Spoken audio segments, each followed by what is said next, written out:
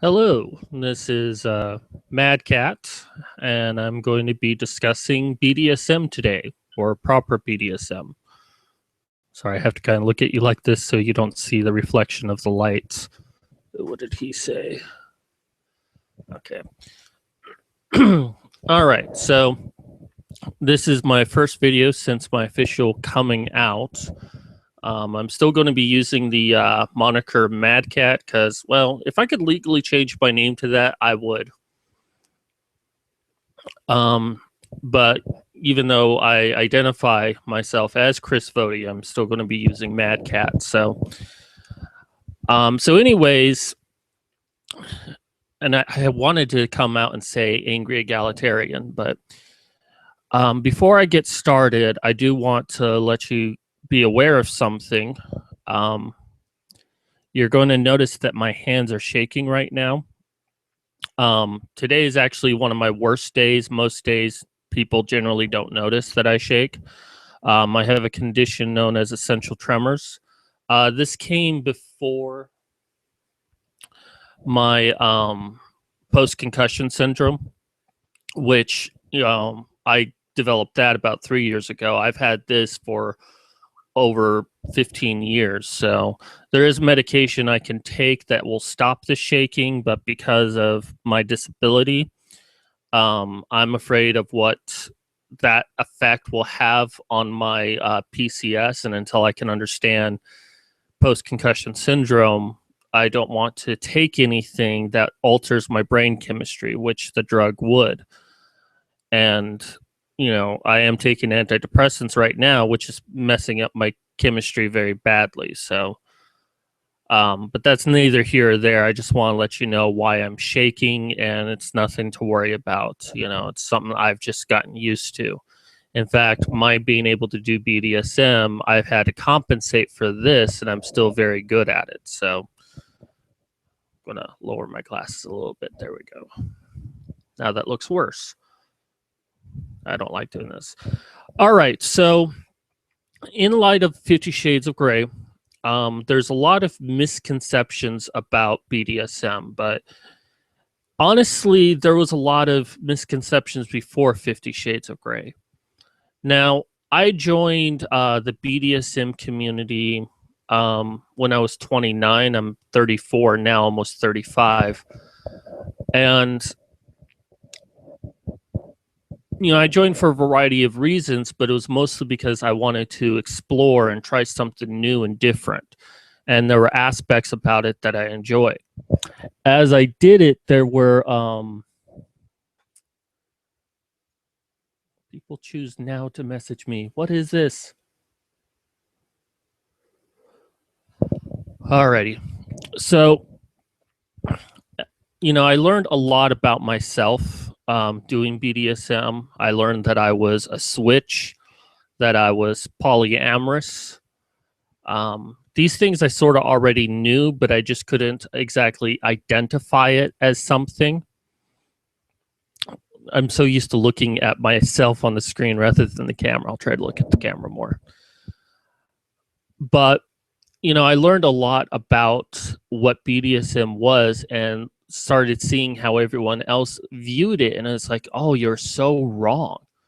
A lot of people think that BDSM is an excuse for people to hurt each other, that it's a way to be violent towards women because you yourself are a violent person.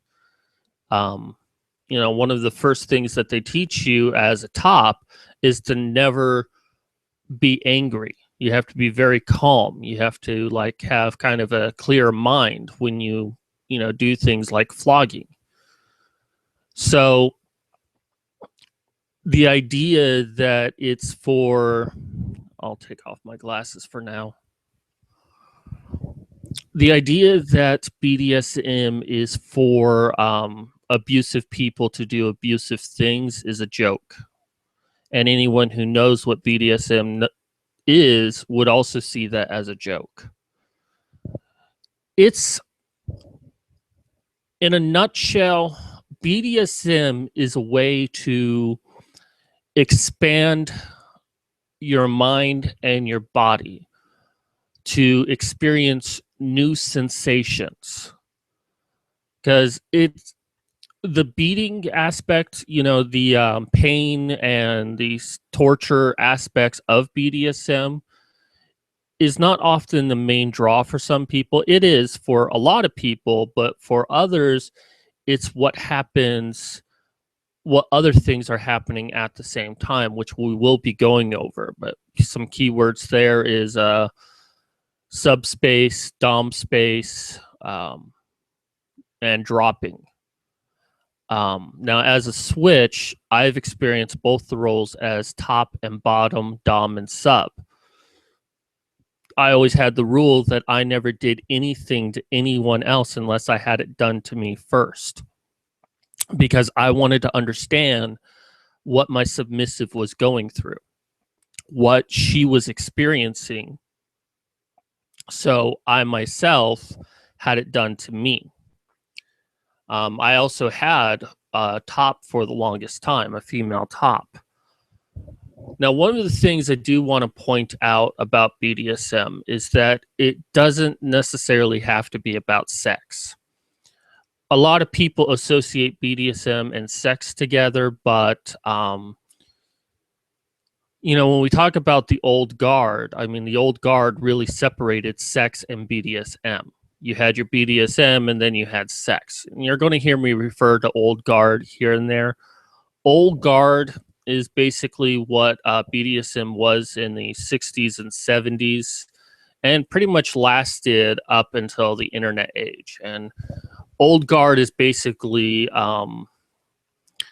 what they determined was the correct way to use BDSM, that there were rules and protocols and ceremonies. And I borrow from old guard here and there.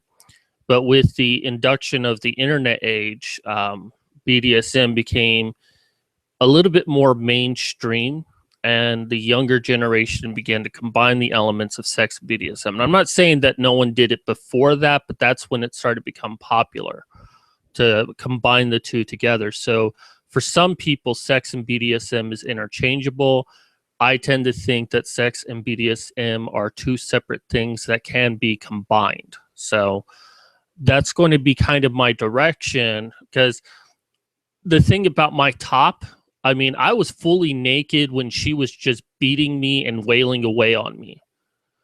And she was sometimes naked herself. But the thing is, she was a lesbian.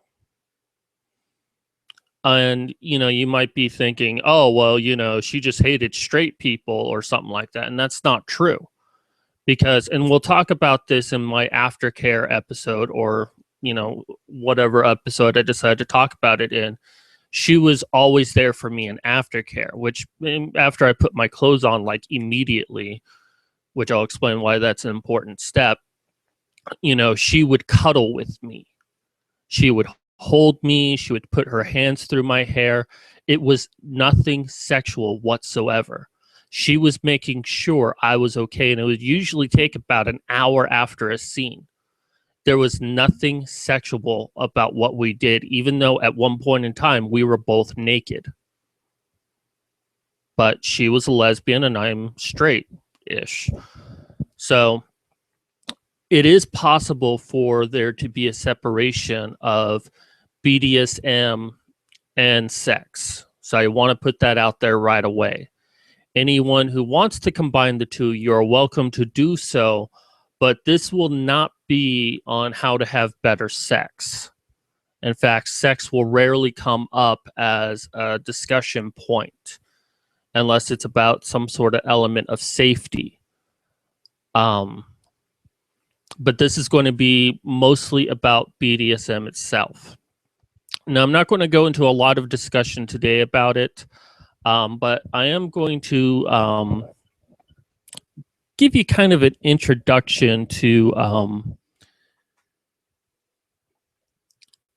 flogging.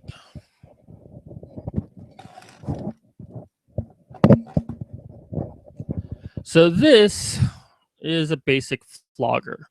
Now, this is actually really cheaply designed. I actually found this in a Halloween store for like $3.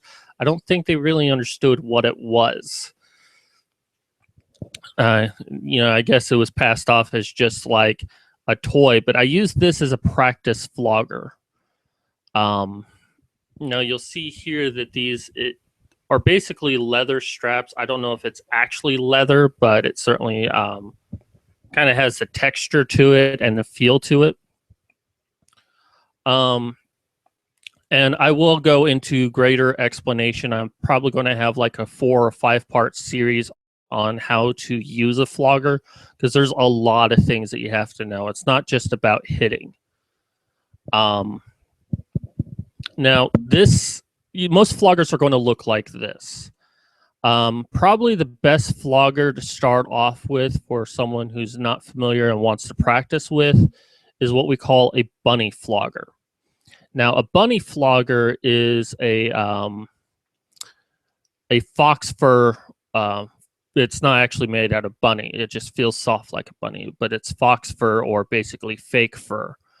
And the individual tendrils here are actually just fur.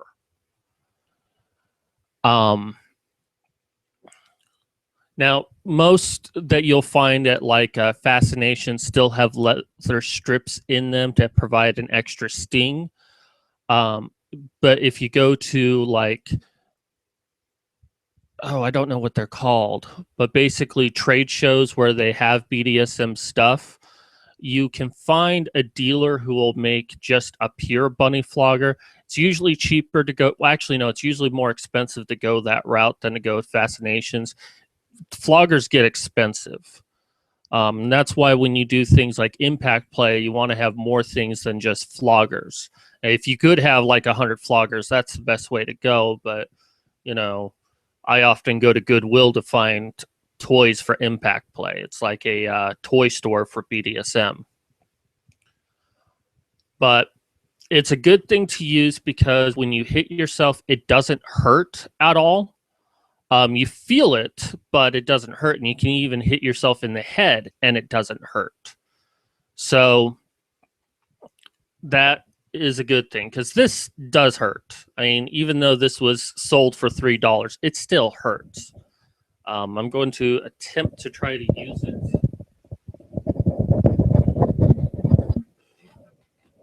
I don't know how well you're going to hear me on this. Doesn't look like very well at all. So I'm going to try to show you so you can hear the sound.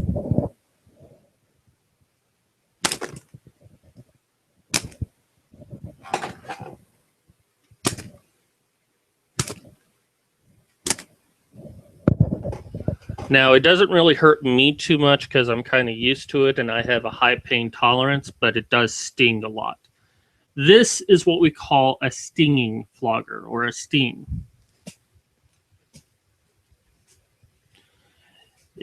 Because of the small straps and how light it is, it's meant to go a lot faster.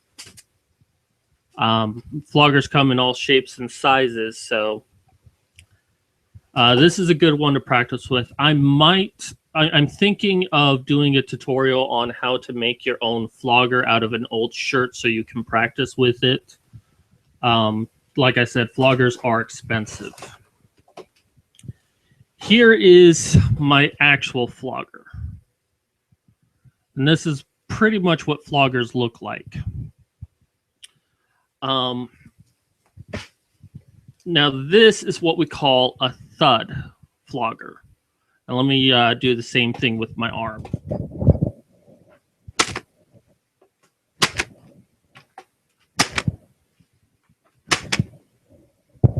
As you can hear, it has a different sound. Hair's getting all a mess. So the point of this flogger is to provide more of a thud. When you hit someone with it, kind of pushes them forward a little bit.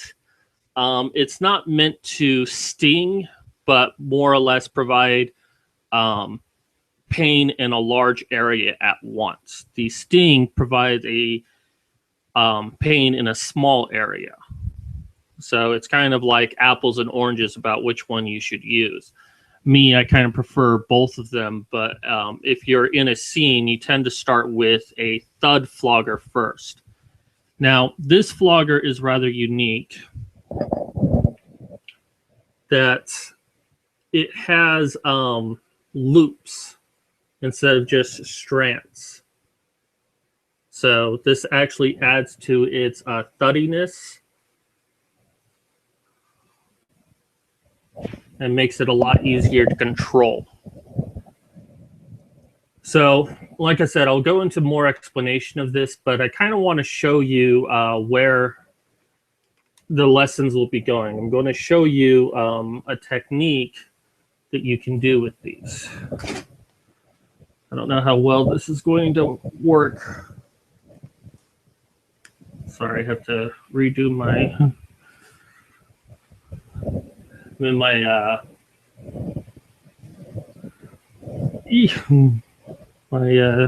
scrubs are falling off right now. I can't show you that. I know how much you want to see my penis, but YouTube has rules. All right, that's fine. By the way, this is an appropriate short. Protect your nuts. I don't know how well you can see that. So let me...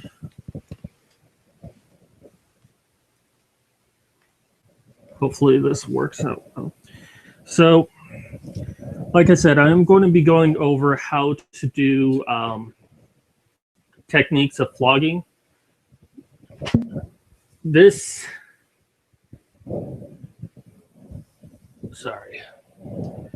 is a technique for 2 floggers. Generally, you do want to have one heavy flogger and one light flogger for your offhand. This is a technique known as Florentine. A Florentine, when you swing a flogger, you're basically doing it in a figure 8. Now, the basic technique is just hitting, and that's what I'm going to teach you first how to do. But eventually, you're going to be able to do a figure 8. Florentine involves a second flogger going into a figure 8. However, a lot of people think that this is Florentine, and it's not. This is just, you know, 2 figure 8s. This is Florentine. And this is where I hope to teach, that I'll be able to teach you how to do this, and also how to do it effectively. I can't show you what it has a nice sound to it when you hit, because it's kind of like da da da da da da da da. It's very effective as a move to use. It takes a lot of energy though, but it's well worth it. It's a lot harder than it looks. It took me some time to learn how to do it because my one problem is that I could move my hand this way, but my weak hand did not want to work in tandem with this hand. I had to teach my body to move that way. And it took about 3 months to do it. I just kept practicing. You know, maybe you'll pick it up right away. Maybe it'll take you a little bit longer. So that is where I hope to, as I said, take my lesson with you. And I hope that keeping my microphone like this will kind of help talk, as well. I don't really have a microphone holder. I wish I did. Maybe I could make a makeshift one. So that is the introduction to BDSM. We will be going over a lot more things. Feel free to ask questions, and I'll try to answer them the best I can in the comments below, and may even address some of the questions in future videos. So that does it for me. Definitely check out the later videos in this series. I still plan on doing my other videos, like finishing up the what feminism has done for men. I'm going to start being a lot busier because I've got a lot of writing to do. I'm still doing articles for the honey badgers and stuff like that. So Thank you for watching my video today. I know it wasn't too exciting stuff, but once again, this is an introduction. I'm going to be doing a series on flogging, and I'm going to really be breaking it down for you in little increments. And I was trained by other DOMs on how to do things, and I kind of developed my own way of training people that I wish was used on me. But I really tried to understand what it was that I was doing before I did it. And I want to teach you proper techniques, or at least give you an introduction to some proper techniques. So if you decide to go into a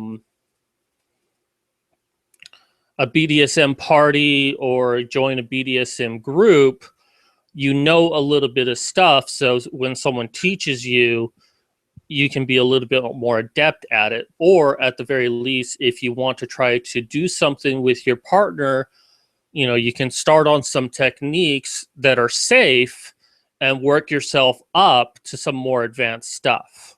So